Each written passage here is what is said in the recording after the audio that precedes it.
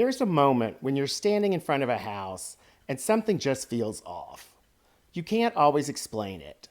The windows look fine, the roof line looks fine, the materials might even be nice, and yet it just doesn't sit right. Did you ever wonder why some houses just don't look right, but you can't quite put your finger on the reason? This series explores why historic homes are so eye-catching, while modern houses seem to all look the same. If you've ever noticed that, you're going to enjoy where this goes. It's not the age, it's not the quality, and it's definitely not the price. It's something deeper than that. It's the system the house was built from. Because historically, houses weren't just designed, they were assembled from a language. A shared set of rules, proportions, spacing, relationships that guided everything from the roof all the way down to the smallest detail. And those rules didn't come from a builder. They came from somewhere much older. They came from pattern books, trade knowledge, and regional traditions. Now, pattern books are interesting because most people assume that's where the sameness started. Like, oh great, now everybody's going to be building the same house. But that's not actually what they did. A pattern book didn't give you a finished house. It gave you a framework. It told you how wide something should be, how tall something should be, how things should relate to each other. But it didn't lock anything in. So one builder might use wood, another might use brick. One porch might be deeper, another facade might be simpler. Same pattern, different outcome. You'd get variation, but it still felt like everything belonged together.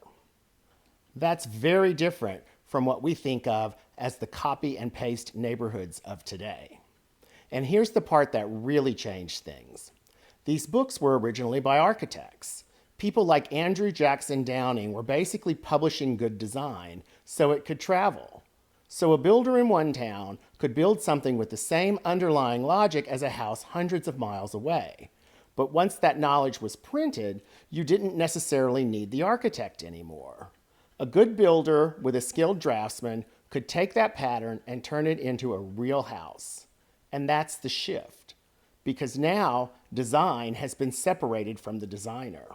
And once that happens, it can be repeated. And once it can be repeated, it can be scaled. By the early 1900s, companies like Sears even took it one step further. They didn't just give you the pattern, they gave you the whole house. Pre-cut lumber, numbered parts, instructions. You put it together, and at that point, we're not that far away from modern housing. Because the system is still there, but it's starting to get compressed, standardized, simplified, and eventually replaced. So when you look at a house today and something feels off, what you're often seeing isn't bad materials, it isn't even bad design.